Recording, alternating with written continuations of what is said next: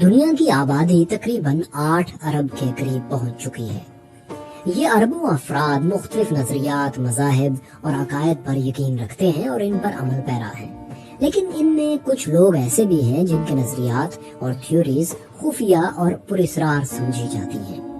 ایسے لوگ اپنے عقائد اور رسومات کو محدود رکھتے ہیں اور مختلف خفیہ سرگرمیوں اور تنظیموں کی صورت میں ان پر عمل کرتے ہیں۔ ان تنظیموں کے حوالے سے دنیا بھر میں مختلف کانسپریسی تھیوریز مشہور ہیں۔ جیسا کہ کہا جاتا ہے کہ کچھ خفیہ تنظیمیں تو انتہائی طاقتور ہیں اور پوری دنیا کے حالات و واقعات تک کو کنٹرول کرتی ہیں۔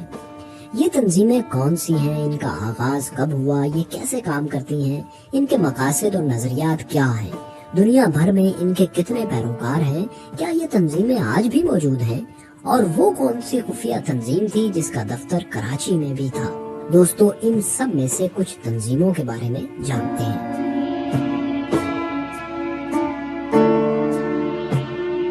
الومیناٹی دراصل لاطینی زبان کا لفظ ہے جس کے معنی روشن خیالی کے ہیں۔ الومیناٹی نامی اس تنظیم کی ابتدا 15ویں صدی عیسوی سے ہوتی ہے، لیکن اس دور میں اس کی کوئی باقاعدہ شکل نہیں ملتی۔ بعض ذرائع کے مطابق اس تنظیم کا باقاعدہ آغاز جرمنی کے شہر بویریا میں 1776 میں ہوا، 1776۔ اس کی بنیاد قانون کے ایک پروفیسر ایڈم وشاپ نے 4 افراد کی مدد سے رکھی۔ 5 افراد سے شروع کی گئی یہ سوسائٹی 1780 میں جرمنی کے 6 مختلف شہروں تک پھیل گئی اور اس کے ممبران کی تعداد 60 تک جا پہنچی۔ پھر ایک اور خفیہ تنظیم فری میسنری کے کچھ ممبران کی شمولیت سے اس تنظیم کی مقبولیت میں اچانک بہت اضافہ ہوا اور 1778 تک اس کے ممبران کی تعداد ہزاروں میں ہو گئی۔ دوستو، الومیناٹی نامی اس خفیہ تنظیم کو صرف دولت مند اور مشہور و معروف اور بڑی شخصیات ہی جوائن کر سکتی ہیں، اس لیے اس تنظیم کو ہمیشہ سے سازشی نظریات اور پروپیگنڈے کے ساتھ جوڑا جاتا ہے۔ کچھ لوگوں کا خیال ہے کہ یہ تنظیم دنیا سے مذاہب کو ختم کر کے ساری دنیا پر اپنا قبضہ چاہتی ہے، لیکن الومیناٹی تنظیم کے بانی ایڈم وشاپٹ کے مطابق اس سوسائٹی کا مقصد معاشرے سے توہم پرستی، مذہبی منافرت اور شدت پسندی کو کم کرنا ہے۔ ان کے مطابق وہ اس تنظیم کی بدولت لوگوں میں سیکولر اور لبرل سوچ پیدا کرنا چاہتے ہیں۔ یہ تنظیم صرف 8 سال ہی منظرنامے پر موجود رہی تھی اور 1785 میں اس تنظیم کو بویریا کی حکومت نے ایک حکم نامہ جاری کر کے بین کر دیا تھا، لیکن بین ہونے کے بعد بھی اس سوسائٹی کے متعلق مختلف کانسپریسی تھیوریز چلتی رہیں۔ 1786 میں کچھ خفیہ دستاویزات سامنے آئیں جن میں ملحدانہ نظریات، خودکشی کرنے کے طریقے، زہر بنانے کے طریقے اور ابارشن کے حق میں دلائل دیے گئے تھے۔ 1784 میں یہ سوسائٹی ختم ہو گئی، لیکن کچھ لوگوں کا کہنا ہے کہ آج تک یہ تنظیم اپنی خفیہ سرگرمیاں جاری رکھے ہوئے ہے اور اپنی تعلیمات اور مقاصد کو پراسرار انداز میں پھیلا رہی ہے۔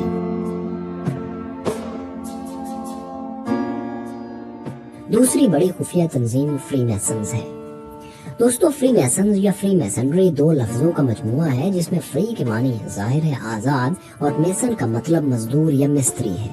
اس تنظیم کی بنیادیں 14ویں صدی میں اینٹیں بنانے والوں اور گرجا گھر کی تعمیر کرنے والوں سے ملتی ہے۔ 1390 کی ایک نظم میں بھی اس کا ذکر ملتا ہے، لیکن اس تنظیم کا باقاعدہ آغاز 1717 میں برطانیہ میں ہوا۔ کچھ ہی سالوں میں یہ تنظیم کافی مقبول ہوئی اور 1750 عیسوی تک نہ صرف برطانیہ بلکہ امریکہ اور ارد گرد کے کئی ممالک تک پھیل گئی۔ اگلے 200 برس میں اس کی مقبولیت کا اندازہ آپ اس بات سے لگا سکتے ہیں کہ 1960 تک اس کے ممبرز کی تعداد 50 لاکھ تک پہنچ گئی۔ یہ تنظیم اپنی خفیہ سرگرمیوں کی بدولت ہمیشہ سازشی تھیوریز کی زد میں رہی ہے۔ آج بھی یہ تنظیم اپنی تمام میٹنگز انتہائی خفیہ رکھتی ہے۔ خفیہ لاجز میں ہونے والی ان میٹنگز میں کیا فیصلے ہوتے ہیں، ان کے متعلق آج تک کوئی نہیں جان پایا۔ کسی دور میں یہ لاجز دنیا کے کئی ممالک میں موجود تھے، لیکن اب یہ تنظیم صرف یونائٹڈ اسٹیٹس تک محدود ہو چکی ہے۔ دلچسپ بات یہ ہے کہ اس تنظیم کا ایک دفتر کراچی میں بھی تھا۔ 1883 عیسوی میں تعمیر ہونے والا یہ دفتر 1983 میں بین کر دیا گیا اور پاکستان میں اس کی تمام سرگرمیوں پر پابندی لگا دی گئی۔ دوستو، فری میسن نامی یہ تنظیم الومیناٹی تنظیم کی طرح مذہب مخالف اور ملحدانہ خیالات کے ایجنڈے پر مبنی نہیں ہے، بلکہ کچھ ذرائع کے مطابق اس تنظیم کا ممبر بننے کے لیے ایک شرط بھی یہی ہے کہ ممبر خالق کائنات پر یقین رکھتا ہو۔ اس لیے کسی بھی مذہب کے افراد اس تنظیم کے ممبرز بن سکتے ہیں۔ اس حوالے سے یہ بات اہم ہے کہ کئی مسلمان بھی اس تنظیم کے ممبر رہ چکے ہیں۔ ان میں مرزا غالب کا نام بھی لیا جاتا ہے۔ البتہ ملحدانہ نظریات رکھنے والوں کو تنظیم میں شمولیت کی اجازت نہیں دی جاتی۔ چونکہ اس تنظیم کی تمام سرگرمیاں انتہائی خفیہ رکھی جاتی ہیں، اس لیے ان کے ایجنڈے کے متعلق بہت کم معلومات ملتی ہیں۔ انہی خفیہ سرگرمیوں کے بدولت بہت سے ممالک نے اس تنظیم پر پابندی لگا دی ہے۔ ایک اندازے کے مطابق اس وقت دنیا میں اس کے ممبرز کی تعداد 20 لاکھ سے 60 لاکھ کے درمیان ہے۔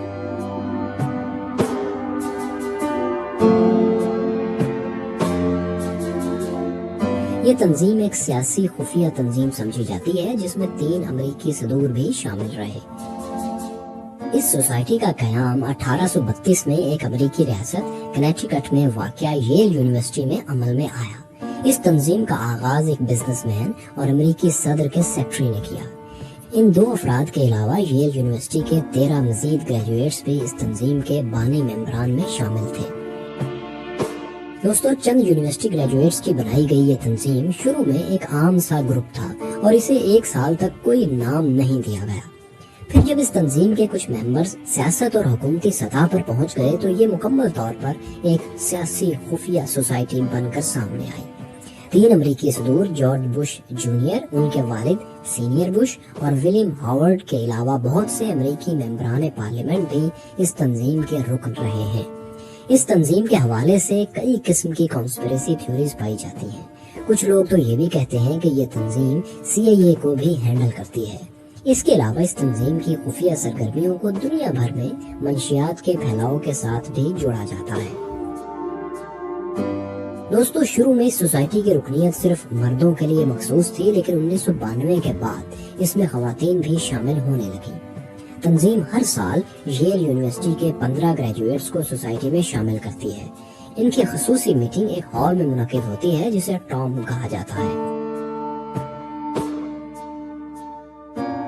دوستو، چوتھی خفیہ تنظیم ہے بوہیمن کلب۔ بوہیمن کلب سان فرانسسکو کی ایک مشہور خفیہ سوسائٹی ہے۔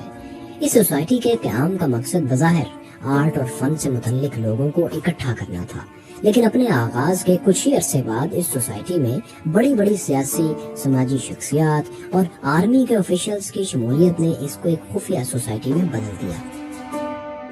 اس کلب کا آغاز 1872 میں 1872 میں امریکی ریاست کیلیفورنیا کے شہر سان فرانسسکو میں ہوا۔ یہ سوسائٹی دراصل چند لڑکوں کا ایک گروپ تھا جو روزانہ ایک جگہ اکٹھے ہوتے اور مختلف معاملات پر ڈسکشن کرتے تھے۔ جلد ہی اس گروپ میں مزید لوگ شامل ہونے لگے اور یہ گروپ ایک سوسائٹی میں بدل گیا۔ ان کی تعداد سینکڑوں تک جا پہنچی۔ کافی مقبول ہونے کے بعد انہوں نے خود کو بوہیمن کا نام دے دیا۔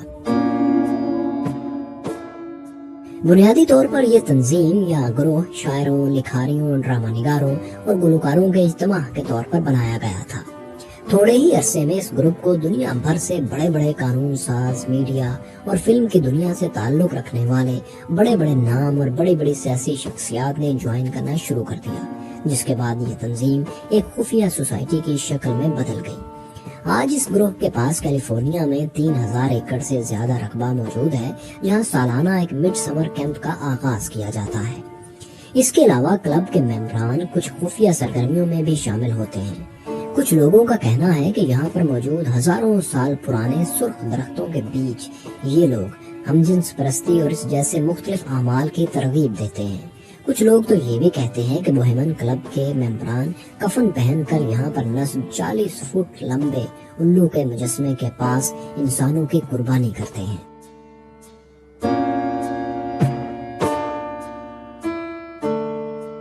پانچویں خفیہ سوسائٹی ہے نائٹ ٹیمپلرز۔ دوستو، نائٹ ٹیمپلرز 11ویں اور 12ویں صدی عیسوی کا ایک مذہبی عسکری گروہ تھا جو صلیبی جنگوں کے دوران وجود میں آیا۔ اس گروہ کا مقصد دراصل یروشلم میں عبادت کی غرض سے آنے والے عیسائی زائرین کو تحفظ فراہم کرنا تھا۔ اس تنظیم کا باقاعدہ آغاز 1118 عیسوی میں ایک فرانسیسی فوجی کمانڈر نے کیا۔ اس نے 8 فوجیوں پر مشتمل ایک دستہ تشکیل دیا جس کا نام پور nights of Christ of the temple of Solomon رکھا گیا۔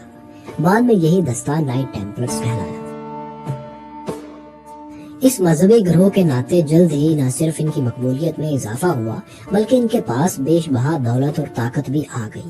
ان کی بڑھتی ہوئی طاقت کو دیکھتے ہوئے اس وقت کے پوپ نے اس تنظیم کو باقاعدہ ایک مذہبی تنظیم کے طور پر تسلیم کر لیا۔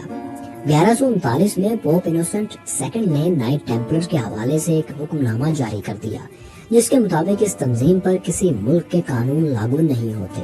یوں اس تنظیم کے ممبرز کسی بھی ملک میں بغیر کسی قانون کے گھوم پھر سکتے تھے۔ ان اجازت ناموں سے جلد ہی یہ تنظیم دنیا بھر میں مشہور ہو گئی۔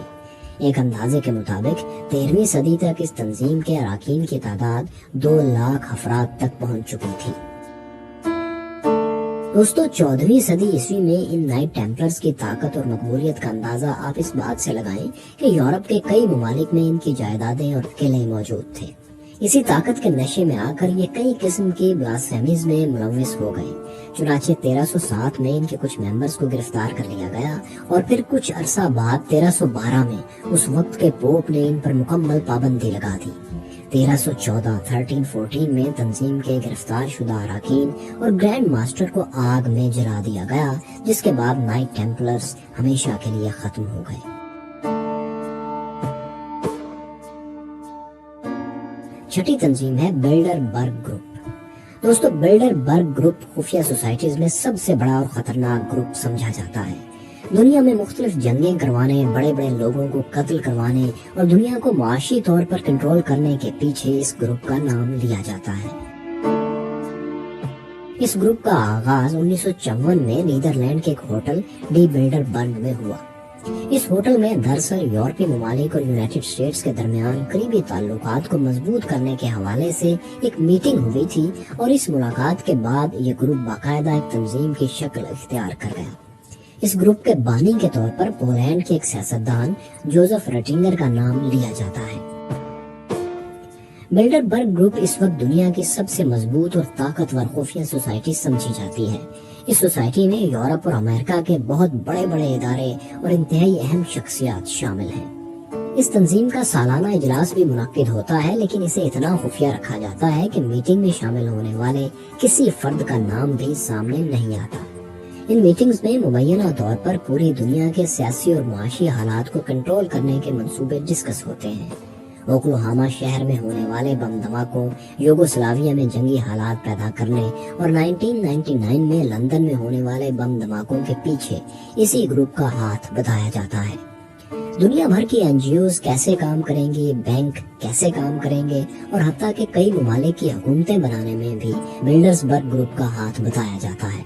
دوستو اس کے علاوہ کہا جاتا ہے کہ نیو ورلڈ آرڈر کا نظریہ بھی دراصل اسی گروپ کا پیش کرتا ہے، لیکن ان تمام تھیوریز کے پیچھے کیا سچائی ہے اس بارے میں کوئی حتمی طور پر نہیں جانتا۔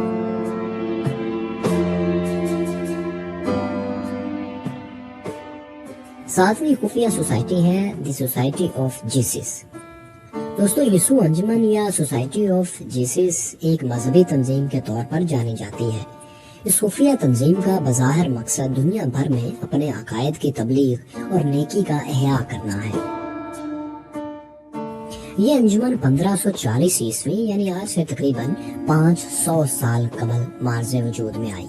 اس انجمن کے بانی کے طور پر ایک سابقہ فوجی کمانڈر اگنیٹیوس آف لوئلا کا نام لیا جاتا ہے، جبکہ سوسائٹی کے قیام میں 6 مزید ممبران کا نام بھی شامل ہے۔ اس سوسائٹی کے اس وقت دنیا بھر میں 18,000 سے زائد ممبرز ہیں۔ اس سوسائٹی کے مقاصد میں یہ شامل تھا کہ دنیا میں کیتھولک اور رومن چرچ کی تعلیمات کو عام کیا جائے گا اور لوگوں میں ایسی سوچ پیدا کی جائے گی کہ وہ مسیحی نظریات کا پرچار عام کریں گے۔ اس کے علاوہ اس تنظیم کو خیراتی اور تعلیمی مقاصد کے لیے کام کرنے والی تنظیم بھی کہا جاتا ہے۔ اس تنظیم کو چونکہ ایک فوجی کمانڈر نے بنایا تھا، اس لیے اس کے احکامات انتہائی سخت ہوتے ہیں۔ کسی بھی ممبر کو کسی بھی وقت کوئی آرڈر دیا جائے گا اور وہ اس پر عمل کرنے کا پابند ہوگا۔ تنظیم کے ممبران کو خدا کا فوجی کہا جاتا ہے۔ یہ سوسائٹی آج بھی اپنے اسی مشن پر عمل کر رہی ہے اور دنیا بھر میں اس تنظیم کے ہزاروں ممبرز ہیں۔ دوستو خفیہ تنظیموں کے متعلق گردش کرتی ہوئی ان کانسپریسی تھیوریز میں کتنی سچائی ہے اس پر ہم یقین سے کچھ نہیں کہہ سکتے، لیکن ان سوسائٹیز کی خفیہ سرگرمیاں آج بھی بہت سے